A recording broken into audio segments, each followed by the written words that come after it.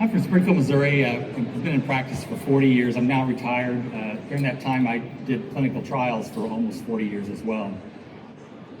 So the first thing I'll do is try to talk you out of doing clinical trials if you're thinking about doing it. These are some of the reasons you might not want to. It certainly is time consuming, and you need to devote the time. If you're going to do clinical trials, you need to make sure you're going to have time to do that, because it's an important part of the practice, so it'll pay for itself for sure. You must become a detail-oriented person to do this, and I wasn't originally, I don't think, and you always hear people say what doesn't kill you makes you stronger. I don't know if it'll make you stronger, but it'll certainly make you more of a nerd, so it'll certainly do that for you, a little bit more dorkish. Some of the work is monotonous for sure and repetitive, but so is practice. And this is something different, and actually I've always enjoyed it. And you certainly weren't trained to do this in school. There's absolutely, it doesn't resemble anything you did in school for sure. But that said, I'll tell you a little bit more about that in a second too. It may require extra personnel, which isn't always bad either. Sometimes that extra technician that you would like to hire, you can't quite afford in general practice or in your regular practice, you can go ahead and justify it with if you're doing clinical trials. You won't be left alone in this journey if you decide to do clinical trials.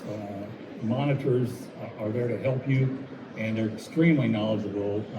Those at Alshire Bio are some of the best, but they won't leave you alone in your work.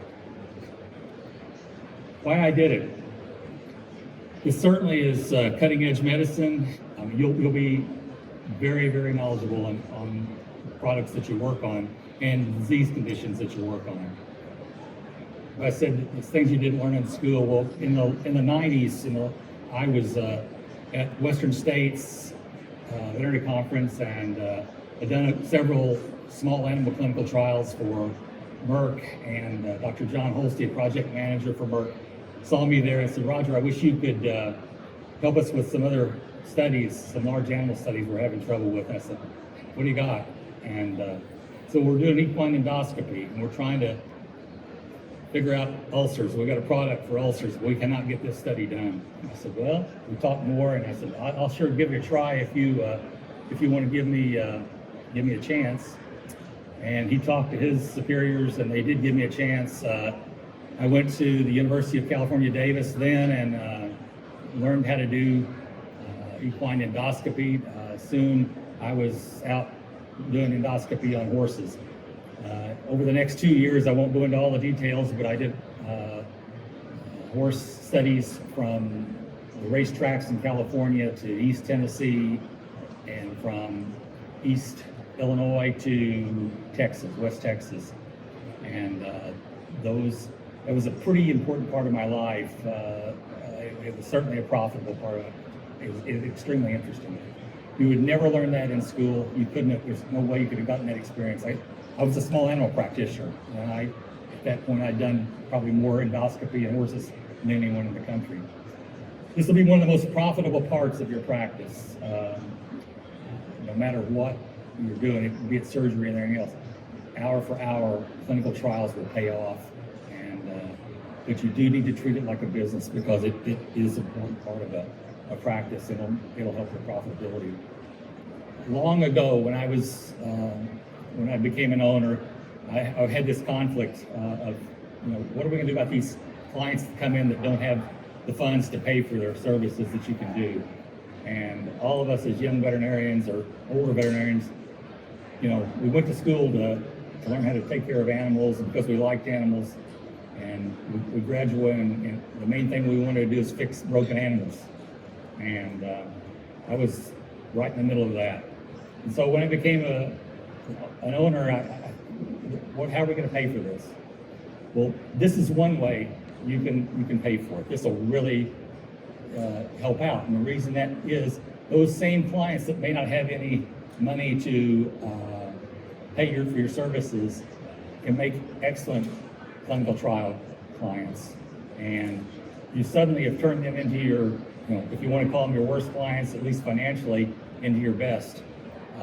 clients, and that's worked out very well in our practice. How do we find patients? Search your Avamark database is the obvious, easy reason. Social media has become so important in the last few years, and that we've used that, and it's really been extremely helpful. Alshare Bio has people on their staff that will help you improve your social media and help your marketing of clinical trials should you decide you want to do this. We also were a referral practice, so it was a natural for us to use our referral veterinarians to be a source for clinical trial patients. We sent out a list to them and tell them what we're looking for, and they're more than willing to help. Okay, how we organized it. My mentor, Dr. Robert Kirk, when I finished my internship and just barely had started practice, gave my name to a company that was looking for clinical investigators. And we did that study that year, and it just kept going. Next year we did 4 or 5, and then it got to where we are today. There were 2 veterinarians in original practice, and so myself, one of our techs that we used for regular practice, helped out on doing the clinical trial, and a receptionist was the dispenser. You need a person that's away from the study to do that doesn't see the animals. It developed into what we have now: 3 veterinarians, 4 techs, and a clinical study coordinator. You can start out in a 1 or 2 doctor practice. Just having the desire to do it is the most important thing. There's a lot of work that's done before it ever comes to you for a clinical trial. And we want to look at that whenever we take on a clinical trial. It's quite important to know the contract research organizations brings this to you. And Alshare Bio, I know I have the confidence if they bring me something, I know that they've done their due diligence in the safety work. And so it gives me some additional confidence. The key thing that I always ask myself is, would you use this in your own animal?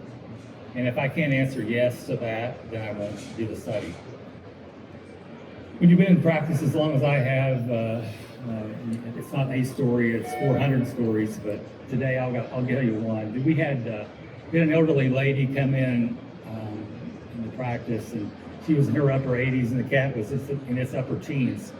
And we soon found out that our lab work that the cat was diabetic, and so then things go through your head. What are you going to do with that? Can you treat this patient, and can she handle it? And is this going to be too much of stress on her? And so, most importantly, you listen. You talk, but you also listen. You listen to what they're telling you. She told me how important this cat was in her life, and then she told me that, when I asked her about doing some of these things, she said, "I'll give it my best." That's all you can ask of anyone, if they'll give it their best. So as we talked, I got more confidence, and I think she got more confidence. And so I left her with the technicians with our house cat and some insulin syringes and some saline, and had her practice while I went back to my office, went back there and talked to the monitor of the study. And I got the answer that I always get whenever I ask that question. You can put that cat on if it's a cat that you would put on in your normal practice. You would put on insulin in your normal practice, feel free to go ahead and enroll in this study. Long story short, she completed the study, the cat did great, and as part of the benefits, this is not uncommon to see something like this. She told me money was an issue to start with in this thing. So as a bonus for completing the study, the company provided insulin for the rest of the cat's life and supplies, and our practice threw in the visits, the recheck visits and the lab work, just because we like to see her and the cat both. As often happens in this kind of situation, the cat outlived the owner, and but her daughter came in later and told me that she thought that gave her mother a purpose to do this study and keep her cat going. That felt like that was her place in life. It was her mission to finish that. and she did a great job, and it makes us feel good when we hear that. Got one more thing I want to talk about, and it's been around forever, but it's really hit the news, and that is this high suicide rate of veterinarians in practice. We all went to school to take care of animals, and that's what we wanted to do. We didn't want to be a financial counselor, and we didn't want to have to turn people down that came in. There's a conflict there. There's a lot more animals that need our help than there are people that can afford to pay for it. So that's why I made that decision early in my practice, that I was going to find a way to take care of every client some way, every patient that came in there. How does this relate to this talk is that the clinical trials, at least in our practice, are one way that you could help fund it. These clients are excellent, an excellent source of problems, because most of those clients have got more than one animal, we find, and they're also a good source of referrals because they have a team of people around them, or a network of people around them that are in the same situation as they are, and often we'll find some of those refer more and more clients to it, and we'll have a lot more patients from that. So it actually helps everyone, and it'll certainly help your bottom line. Thanks.